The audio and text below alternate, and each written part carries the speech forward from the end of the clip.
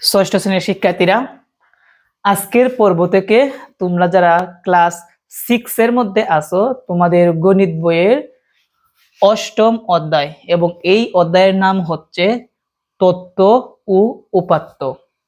এই তত্ত্ব ও উপাত্ত আজকে আমাদের পর্ব নাম্বার হচ্ছে 1। এখন এই তত্ত্ব ও উপাত্তের মধ্যে আজকের ক্লাসে আমরা শিখব বিন্যস্ত ও অবিন্যস্ত উপাত্ত কি। আমরা কি শিখব? বিন্যস্ত ও অবিন্যস্ত উপাত্ত কি, আমরা এইটা শিখব। তার আগে একটু তোমাদেরকে একটু ধারণা দেই যে তত্ত্ব ও উপাত্ত কি। তো তত্ত্ব ও উপাত্ত হচ্ছে, মনে করো তোমরা যে কোনো একজন শিক্ষার্থী কোনো একটি বিদ্যালয়ে গেলা, বিদ্যালয়ে গিয়ে দশম শ্রেণীর মধ্যে গিয়ে দেখলা যে দশম শ্রেণীর মধ্যে শিক্ষার্থী আছে কতজন? 50 জন শিক্ষার্থী আছে। ঠিক আছে, তো এই যে আমি বললাম দশম শ্রেণীর বা ষষ্ঠ শ্রেণীর 50 জন শিক্ষার্থীর বয়স বা বয়সটা আমি উল্লেখ করি, বললাম কি ষষ্ঠ শ্রেণীর 50 জন শিক্ষার্থীর বয়স এখানে দেওয়া আছে। তো এই যে আমি তথ্যটা বললাম, এটাকে কি বলা হয়? তথ্য বলা হয়। কি বলা হয়? তথ্য। অথবা একটা খেলার মাঠে খেলা চলতেছে, আমি যদি বলি যে এই খেলার মধ্যে কতজন খেলোয়াড় আছে বা তাদের বয়স কত, আমি যদি বলি, বা তাদের উচ্চতা কত আমি যদি বলি, এই যে আমি এগুলা বলতেছি, যেমন 11 জন খেলোয়াড়ের উচ্চতা যে তথ্যটা আছে এত এত এত, এগুলাকে বলা হয় কি বলা হয়? তথ্য বলা হয়। কি বলা হয়? তথ্য। এখন আমি যদি বলি যে নাসির মিয়ার উচ্চতা হচ্ছে 5 ফুট, তারপরে হচ্ছে করিম মিয়ার উচ্চতা হচ্ছে 5 ফুট 7 ইঞ্চি, এই যে আমি এগুলা বলতেছি, ওইগুলাকে কি বলা হয়? তথ্য বলা হয়। কি বলা হয়? তথ্য। এবং 11 জন শিক্ষার্থীর যে উচ্চতা আছে এগুলাকে কি বলা হয়? পরিসংখ্যান বলা হয়। কি বলা হয়? পরিসংখ্যান বলা হয়। একটু আগে তোমাদেরকে কিন্তু আমি বলছি যে ষষ্ঠ শ্রেণীর 50 জন শিক্ষার্থীর উচ্চতা যে আমি বলছি, এটাকে বলা হয় তথ্য। যদি আমি এক এক করে বলি, যেমন রিমার বয়স 15 বছর, সীমার বয়স 13 বছর, রহিমের বয়স 12 বছর, এই যে আমি উল্লেখ করতেছি, এগুলাকে কি বলা হয়? উপাত্ত বলা হয়। এগুলা পরিসংখ্যানের কি বলা হয়? উপাত্ত বলা হয়। ওকে, তো আমাদের মূল আলোচনার বিষয় ছিল যে কি, বিন্যস্ত ও অবিন্যস্ত উপাত্ত কি। ওকে, সুন্দরভাবে সবাই খাতা কলম নিয়ে আমি যেভাবে লিখবো এভাবে তোমরা লিখবা। ওকে, তাহলে আমরা একটু বুঝি। দেখো আমি এখানে কতগুলা সংখ্যা লিখছি। কতগুলা সংখ্যা লিখছি? প্রথম কি লিখছি? 50, 40, 45, 47, 50, 42, 44, 40, 50, 55, 44, 55, 50, 45, 40, 45, 47, 52, 55, 56, 1, 2, 3, 4, 5, 6, 7, 8, 9, 10, 11, 12, 13, 14, 15, 16, 17, 18, 19, 20টা। টোটাল কয়টা সংখ্যা লিখলাম? 20টা লিখলাম। এই 20টা সংখ্যা যে আমি লিখছি, এগুলাকে কি বলা হয়? পরিসংখ্যানের কি উপাত্ত, তথ্য ও উপাত্ত বলা হয়। কি বলা হয়? তথ্য ও উপাত্ত। এখন আমাদের আজকের আলোচনার বিষয় ছিল বিন্যস্ত আর অবিন্যস্ত উপাত্ত কি। তো দেখো আমরা সর্বপ্রথম শিখবো হচ্ছে অবিন্যস্ত উপাত্ত। এই বিন্যস্ত উপাত্তটা আমরা পরে শিখবো। আগে আমরা কি শিখবো? অবিন্যস্ত উপাত্ত। অবিন্যস্ত উপাত্ত মানে হচ্ছে যে পরিসংখ্যানের মানগুলা এলোমেলো ভাবে থাকে। কিভাবে থাকে? এলোমেলো ভাবে থাকে। এলোমেলো ভাবে মানে কি? প্রথম থাকবে ছোট সংখ্যা, তারপর থাকবে বড় সংখ্যা, আবার থাকবে ছোট সংখ্যা, আবার থাকবে বড় সংখ্যা, এভাবে উল্টা পাল্টা এলোমেলো ভাবে দেওয়া থাকবে। ওইগুলাকে কি বলা হয়? অবিন্যস্ত উপাত্ত। যেমন এখানে প্রথম সংখ্যাটা কত? 50, এরপর কত? 40, এরপর কত? 45, এরপর কত? 47। একটা জিনিস খেয়াল করো, প্রথম 50, তারপর 40, মানে 50 থেকে 40 কি ছোট, তারপরে এরপরে 45, 40 থেকে ছোট হওয়ার কথা ছিল, 40 থেকে ছোট হওয়ার কথা ছিল, কিন্তু এখন দেখা যাচ্ছে 40 থেকে কি বড়। তার মানে একবার বড়, একবার ছোট, একবার বড়, একবার ছোট, একবার বড়, আবার বড়, আবার ছোট সংখ্যা, আবার বড় সংখ্যা, আবার ছোট সংখ্যা, আবার বড় সংখ্যা, মানে এগুলো এলোমেলো ভাবে আছে। কিভাবে আছে? এলোমেলো ভাবে আছে। যে উপাত্তগুলা এলোমেলো ভাবে দেওয়া থাকবে, এগুলাকে কি বলা হবে? অবিন্যস্ত উপাত্ত। যেমন আমি তোমাদের ষষ্ঠ শ্রেণীর মেয়েদের 5 জন শিক্ষার্থীর নম্বর আমি লিখতেছি, 5 জন শিক্ষার্থীর বয়সটা আমি লিখতেছি। মনে করো রিমার বয়স হচ্ছে মনে করো 16, জুমার বয়স মনে করো 13, রিনার বয়স মনে করো 14, তারপরে সুমার বয়স মনে করো 15, তারপরে কলসুমার বয়স মনে করো 12। এই যে আমি উপাত্তগুলা লিখছি, এগুলাকে কি বলা হয়? অবিন্যস্ত উপাত্ত। কি বলা হয়? অবিন্যস্ত উপাত্ত। কেন? এগুলা এলোমেলো ভাবে আছে। কিভাবে আছে? এলোমেলো। 16, তারপর কি 13, তারপর কি 14। দেখো এলোমেলো। তোমাদের যদি সংখ্যাগুলা যদি ছোট থেকে বড় অথবা বড় থেকে ছোট, কি বলছি? ছোট থেকে বড় অথবা বড় থেকে ছোট সুন্দরভাবে সাজানো থাকে, তাহলে ওইটাকে বিন্যস্ত বলা হবে। তুমি যদি দেখো এখানে ছোট থেকে বড় ভাবে সিরিয়াল ভাবে আছে, তাহলে এটা বিন্যস্ত। আবার বড় থেকে ছোট ভাবে সিরিয়াল ভাবে যদি থাকে, তাহলে এটাও কি বিন্যস্ত, এটাও।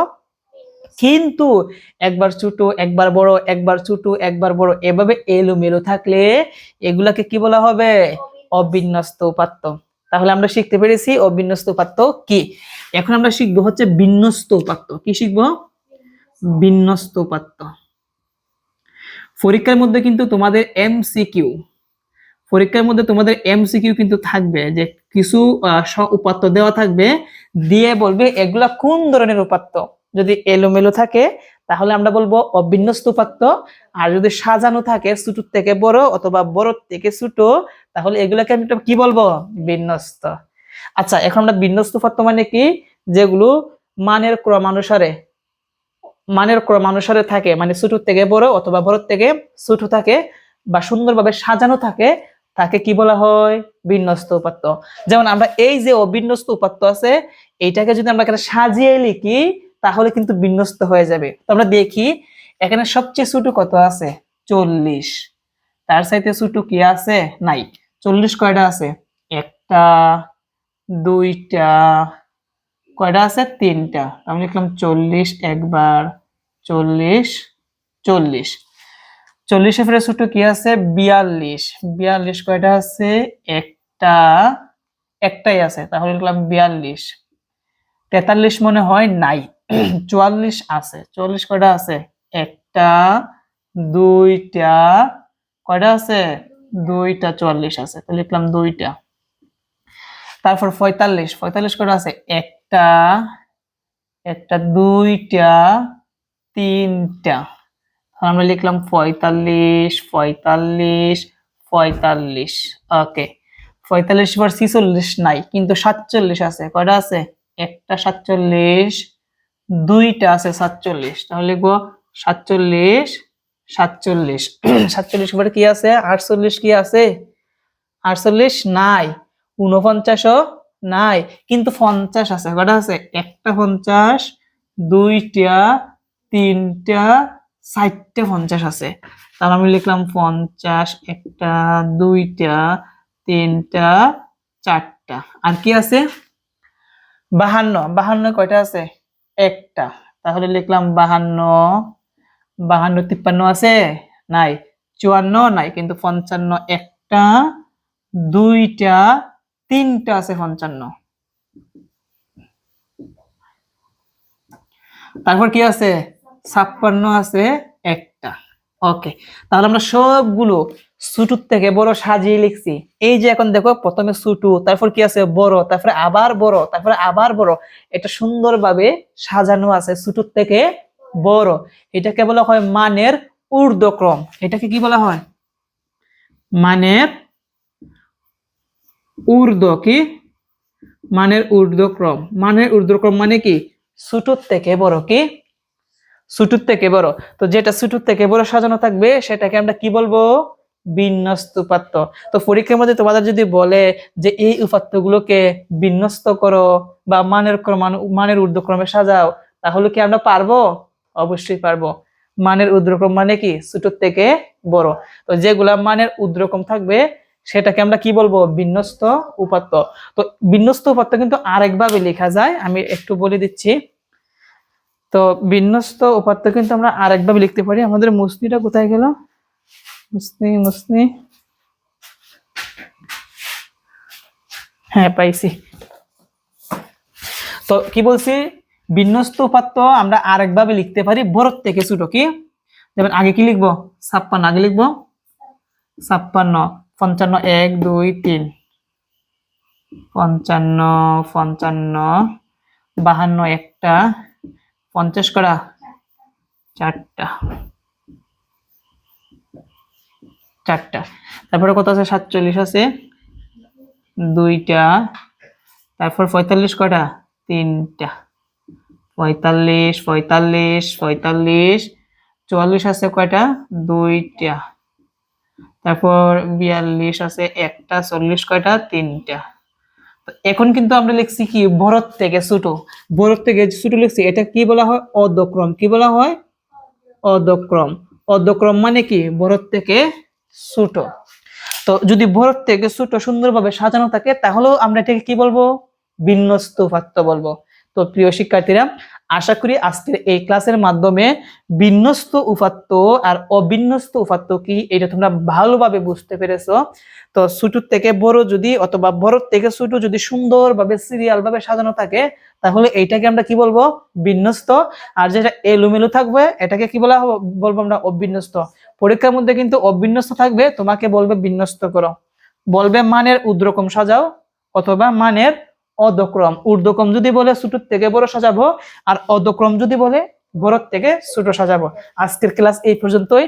আমরা পরবর্তী পর্বে তোমাদের গণিত বইয়ের পৃষ্ঠা হচ্ছে 140 পৃষ্ঠার মধ্যে গড় কিভাবে নির্ণয় করতে হয় এইটা শিখবো। সবাই ভালো থেকো, আসসালামু আলাইকুম।